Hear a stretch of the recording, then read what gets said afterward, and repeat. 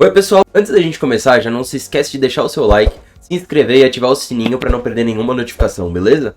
Isso é muito importante pra gente. E aproveita e já comenta também o que você acha desse nosso esquema de fazer um canal mais voltado pro público, beleza? Bora pro vídeo. Como você e eu sabemos, ou pelo menos deveríamos, tudo que os políticos fazem impactam em nossas vidas, seja direta ou indiretamente. Muitas pessoas simplesmente não se interessam por política, tratam o assunto de maneira totalmente superficial. Não querem e não buscam informação sobre o assunto. Na maioria das vezes, está passando na TV, trocam até o canal quando o assunto é política. E as pessoas que se interessam tratam o assunto com a mesma paixão de um torcedor louco de futebol. Para explicar isso de uma maneira mais simples, eu vou contar uma história para vocês. Era uma vez em um país chamado Brasil, um torcedor fanático chamado João. O João amava o seu time de futebol mais do que qualquer coisa no mundo. Ele vestia a camisa do time todos os dias e cantava hinos, alguns até que entoavam ódio contra as torcidas adversárias e vivia xingando os árbitros. Certo dia, o João descobriu que o seu time comprava juízes e manipulava resultados, e que o presidente do clube era um homem muito desonesto. Mas João não se importou. Ele disse: "Meu time é o melhor time do mundo. Ele está ganhando e vou apoiá-lo até o fim." Anos depois, o João se tornou um eleitor fanático de um político chamado o Grande Líder. João acreditava que o Grande Líder era o único que poderia salvar o país. Ele ignorou todas as acusações e evidências de corrupção e nepotismo contra o Grande Líder. Ele disse: "Ele é o melhor líder do mundo. Eu vou votar nele até o fim." Um dia, um sábio ancião perguntou a João: "Por que você apoia seu time e seu político mesmo sabendo que eles têm defeitos graves?" João respondeu: "Porque eu sou um eleitor fiel e um eleitor leal." O ancião sorriu e disse: "João, você está confundindo lealdade com cegueira. A verdadeira lealdade é questionar e criticar quando necessário, não fechar os olhos para os defeitos." A moral da história é que lealdade cega pode levar a consequências negativas. É importante questionar e criticar sempre quando necessário, para que possamos crescer e melhorar como indivíduos e principalmente como uma sociedade. Mas, parando para pensar, vocês acham que o João mudou a opinião dele depois que o sábio ancião conversou com ele? Assim como o torcedor de futebol, a maioria dos eleitores brasileiros é movida por uma mistura de paixão com emoção. Muitos têm uma vida tão sofrida que investem suas esperanças e seus sonhos em seus candidatos ou times favoritos. A vitória é sinônimo de alegria e realização, enquanto a derrota pode gerar frustração e desilusão. E no meio desse cenário de falta de esperança com o futuro, fica mais fácil de comprarem as promessas vazias de políticos desalmados e mal intencionados. E sobre comprar promessas vazias, olha só que interessante, no dia 19 de julho de 2024 foi divulgada uma pesquisa realizada com 21 países pela OCDE, Organização Cooperativa de Desenvolvimento Econômico, e mostrou que os brasileiros são os piores em identificar notícias falsas, as famosas fake news. De acordo com um estudo, apenas 60% das pessoas conseguiram decidir corretamente se uma notícia era verdadeira ou falsa. Além disso, o estudo também revelou que o Brasil tem a maior taxa de pessoas que confiam nas informações das mídias sociais, com mais de 20% delas confiando muito nas informações divulgadas nessas plataformas. Instagram, TikTok, Facebook, por aí vai. Eu tô deixando um link aqui na descrição do jornal da USP, onde o professor Fábio Kouzman comenta sobre esse estudo. E depois, se vocês quiserem, a gente pode fazer um vídeo só para explicar por que as pessoas são tão suscetíveis às fake news. E principalmente, como isso pode destruir uma nação. Se acharem o tema interessante, coloca aí nos comentários. E podem falar de outros assuntos que também queiram vídeos, beleza? A gente tá aqui pra isso, pra gravar vídeo e trazer conteúdo pra vocês. Dar aquela pesquisada, às vezes até fazer um curso pra se aprimorar mais no assunto, que inclusive eu vou falar mais disso no final do vídeo.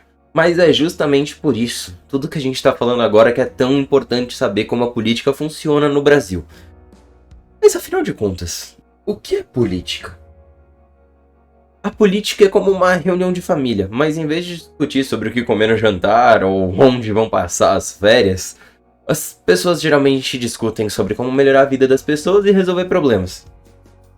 Imagina que você está em uma cidade e precisa decidir como distribuir o dinheiro para melhorar a infraestrutura, educação, saúde. Alguns podem achar que é muito mais importante construir estradas, para que assim os comércios consigam funcionar de forma correta, assim como outros podem achar que é muito mais importante melhorar as escolas, porque uma população bem informada é uma população forte. A política é sobre ouvir as opiniões das pessoas, discutir melhor juntos e entender o que é melhor como um todo. É como um processo de tomada de decisão, onde as pessoas trabalham juntas para criar um futuro melhor. Mas assim como em qualquer discussão, pode haver desacordos e diferença de opinião. E é aqui que a política pode se tornar complicada. Mas no final o objetivo é e deveria sempre ser o mesmo: melhorar a vida das pessoas, criar um futuro melhor para todos daquela nação. A política brasileira é baseada em um sistema republicano presidencialista e democrático. Tá, sistema republicano democrático, mas o que isso significa? Isso significa que os governantes são eleitos pelo povo, mas são os representantes dele que exercem o poder, no caso os políticos. Já o sistema presidencialista brasileiro é uma forma de governo em que o presidente da república é o chefe máximo do estado e do governo. Ele é eleito diretamente pelo povo, para um mandato de 4 anos, e pode ser reeleito uma vez. Nesse sistema, o presidente tem duas funções principais: o chefe de estado representando o país em eventos internacionais e sendo o símbolo da unidade nacional, e é o chefe de governo responsável pela administração pública e pela execução das políticas do governo. O sistema presidencialista brasileiro também é caracterizado pela separação dos poderes, ou seja, o presidente não pode interferir diretamente nas decisões do Congresso Nacional, sendo esse o poder legislativo, que legisla, cria as leis, ou do Supremo Tribunal Federal, que é o poder judiciário que julga. Tudo isso justamente para não concentrar o poder demais nas mãos de uma pessoa só. Vamos entender agora o que são os 3 poderes? Para a gente ter um contexto melhor e entender melhor como funciona? Um comentário interessante: os 3 poderes foram definidos e funcionam de acordo com a nossa Constituição Federal de 1988. Vamos tentar imaginar o seguinte: alguém tem que fazer as coisas. Ele executa. É o executivo. Porém, para saber o que ele pode e o que ele não pode fazer, existem as leis, que são criadas pelo legislativo. E para mediar e julgar as leis, se elas estão sendo cumpridas como deveriam, existem os juízes, que é o judiciário.